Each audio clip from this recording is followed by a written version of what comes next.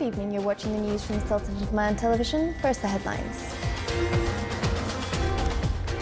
The Telecommunications Regulatory Authority expects that the third mobile phone operator is likely to be announced at the beginning of next year. The Special Economic Zone Authority at Duqm announces the completion of mapping the minerals in the region.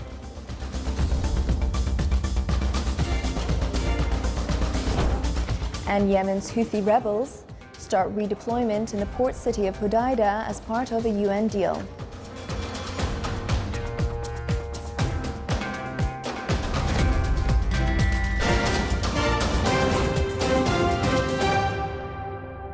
Those are the headlines, and now for the news in detail. Telecommunications Regulatory Authority announced that the third mobile phone operator is likely to be announced at the beginning of next year. The authority added that the process to license the operator is reaching its final stage, coinciding with the TRA distributing the new broadband on licensed companies to use to its network operator G5 Networks. With the introduction of G5 Networks in the Sultanate of Oman in the near future, better internet and phone services are expected with wider and accelerated coverage, which in turn will support development of secure smart city projects. Special Economic Zone Authority at Duqm announced the completion of mapping the minerals in the region. The new map has located various types of minerals. Their quantities and qualities, such as calcium and magnesium, are the most. The map will be made available for all local and international investors through Duqm quarries in order to attract global companies to invest in this critical sector by establishing companies in Duqm to process the raw materials rather than exporting them.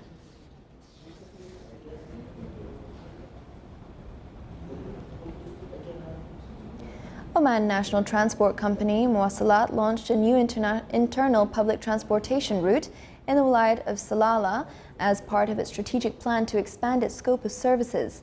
The new route targets strategic locations like Salalah Airport, the port, education and health institutions, and shopping districts.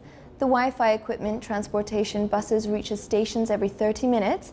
Citizens and visitors can freely use the public buses for 1 week. After the promotion period, people can ride the public buses for as little as 200 or 300 paisa.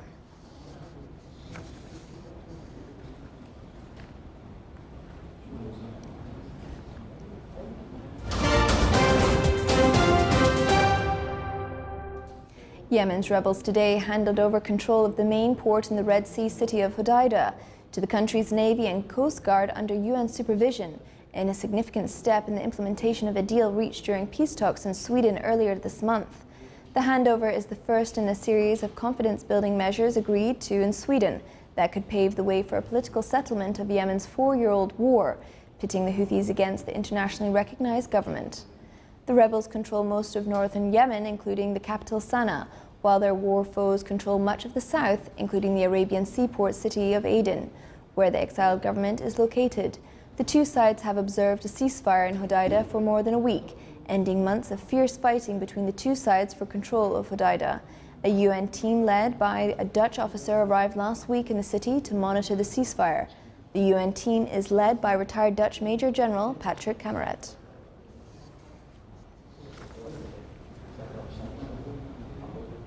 Egypt says its security forces have killed 40 militants in raids on their hideouts in the Sinai Peninsula and the Greater Cairo area. In a statement, the Interior Minister said 10 of the militants were killed when the forces stormed their hideout in El Arish, a coastal city in the turbulent north of Sinai. Another 14 were killed in the Cairo suburb of October 6 and 16, more on a housing project on a highway heading west from Cairo. It said the militants were preparing for attacks on government and tourism facilities, army and police personnel, as well as Christian churches. The statement came hours after a bomb targeted a tourist bus in Cairo, killing 3 Vietnamese tourists and their Egyptian guide. Russia completed construction of a fence in annexed Crimea on the border with Ukraine's region on Thursday. The 60-kilometer fence now separates the peninsula from the continental Ukraine. Russia's security service officers said the new fence will help to prevent possible border violations.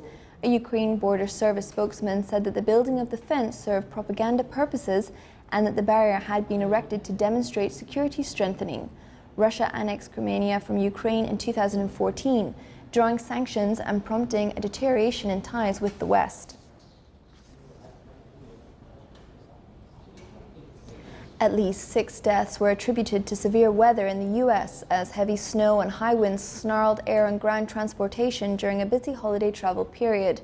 More than 500 flight cancellations and 5,700 delays were reported as the winter storm blanketed areas from the north central plains and the Midwest with 8 to 12 inches of snow. A 58-year-old woman in Louisiana was killed Wednesday evening when lightning struck a tree which then fell on her home. Numerous roads were closed in Minnesota, Kansas, and Iowa. Ground crews worked to clear affected areas, but many remain packed with snow and ice. Heavy snow was expected in the southwest state of New Mexico from a new storm, with as much as 18 inches possible. To the south, heavy wind rains were forecasted in the central Gulf Coast in the Florida Panhandle and stretching east to the mid-Atlantic. The nasty weather was still no match for a colossal blizzard that smothered the eastern United States in January 2016.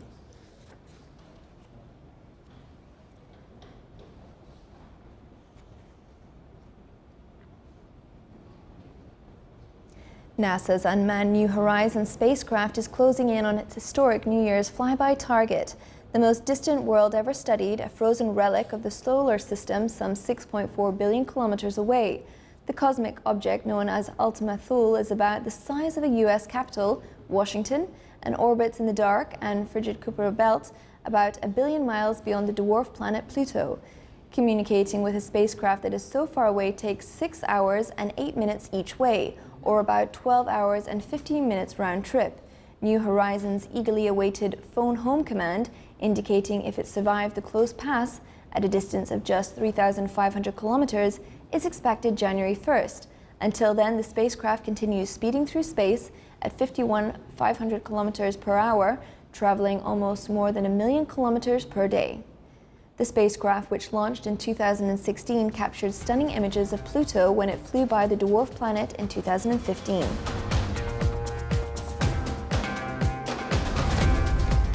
Still to come in a news bulletin. 32 artistic works in photography and Arabic calligraphy exhibition highlight the talent and creativity of school students in the Governorate of Dahira.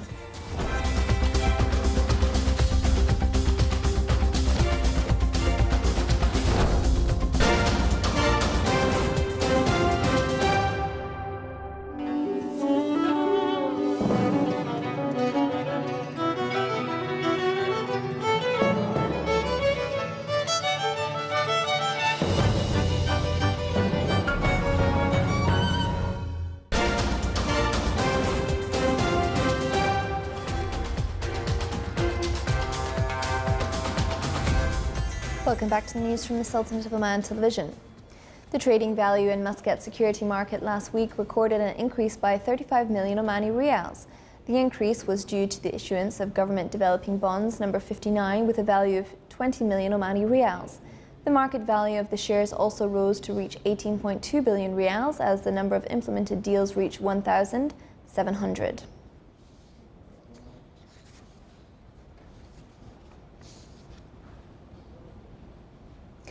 Welcome back to the news from the Sultanate of Oman television.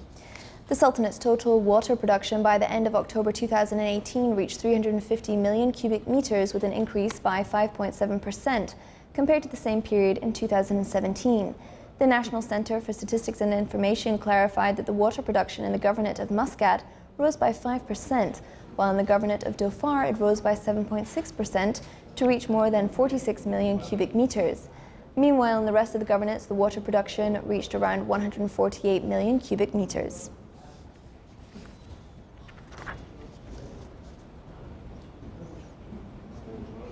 A traditional shooting competition was held in the Wilaya of Hema in the Governorate of Worcester, with the participation from 170 shooters. The event was organized by the Department of Sports Affairs in the Governorate with the support of Duckham Refinery Company. The participants in the competition were divided into 2 categories, including the youth and elderly. The participants expressed that such events are considered important in preserving the traditional heritage and this deep-rooted sport, as well as to gather the members of the society. At the end, those winning the first place in the competition were honored.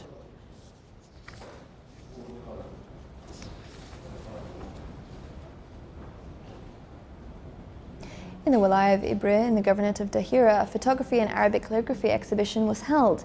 It included around 32 artistic works by school students that showcased their talents and creativity. The winners of photography competitions from students stressed on the significance of such events to qualify them to take part in international events. The works introduced in the exhibition shed light on the beauty of the Omani environment, as well as social and heritage aspects of the Omani community.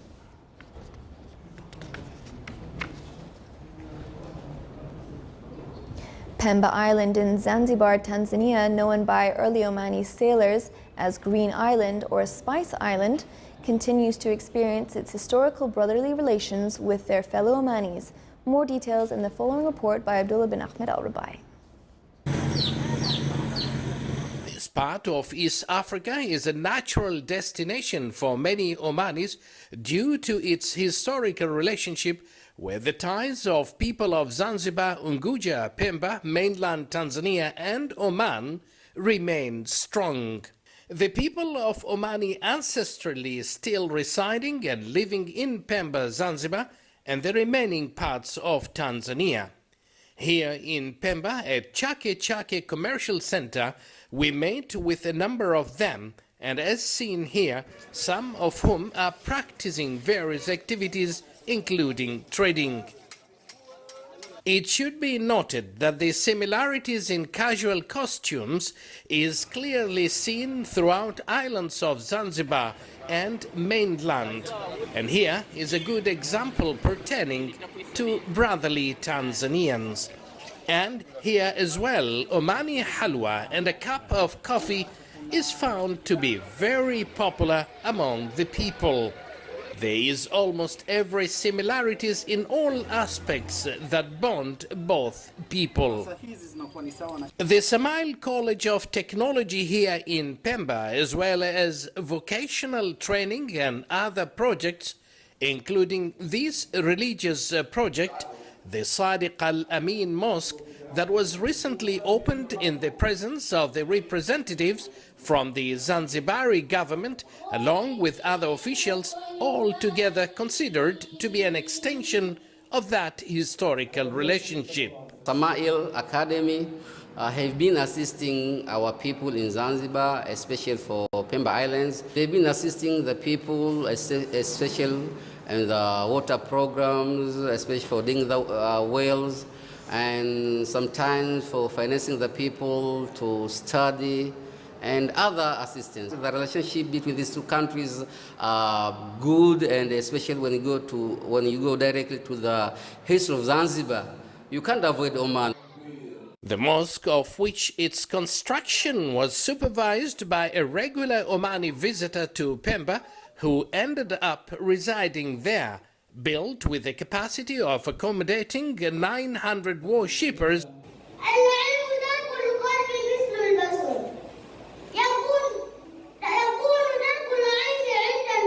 During the opening ceremony, a number of students out of a large one representing 17,000 throughout Pemba have demonstrated their talents in various Islamic studies, from memorization of the Holy Quran to the Islamic hadiths and fiqh, including a book titled I Love the Language of Quran.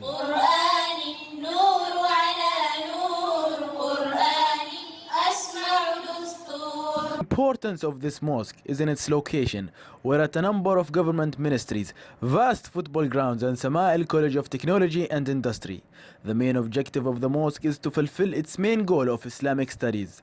With regards to Samail College, its aim is to provide learners with quality of education that will prepare them to be productive and lead in their specialty. الإسلام هو الذي ارتضاه خالق الخلق له بدينه. الإعراب الله لفظ الجلالة فاعل مرفوع وعلامة رفعه ضمة ظاهرة في آخره. The collaboration in various spheres between the people of the two nations, Oman and Tanzania, is being commended thanks to the mutual understanding that exists among them.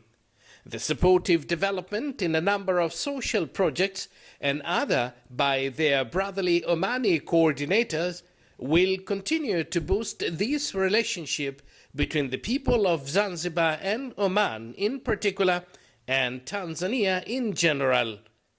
Abdullah bin Ahmed al-Rubi'i, Sultanate of Oman Television, Pemba, Zanzibar.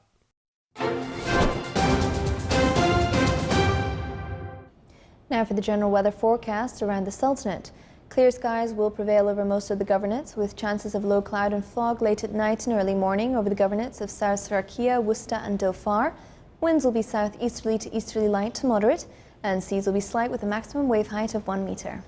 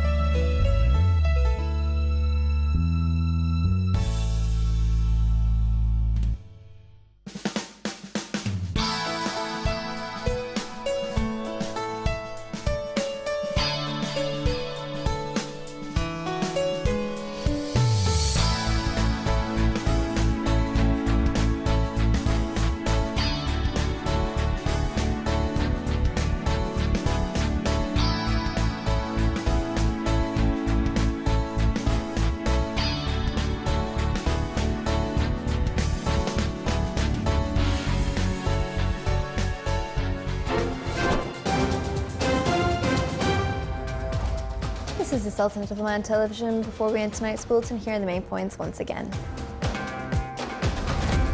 Telecommunications Regulatory Authority expects that the third mobile phone operator is likely to be announced at the beginning of next year.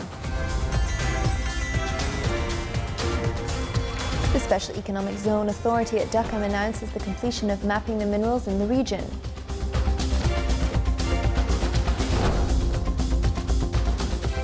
And Yemen's Houthi rebels start redeployment in the port city of Hodeida as part of a UN deal.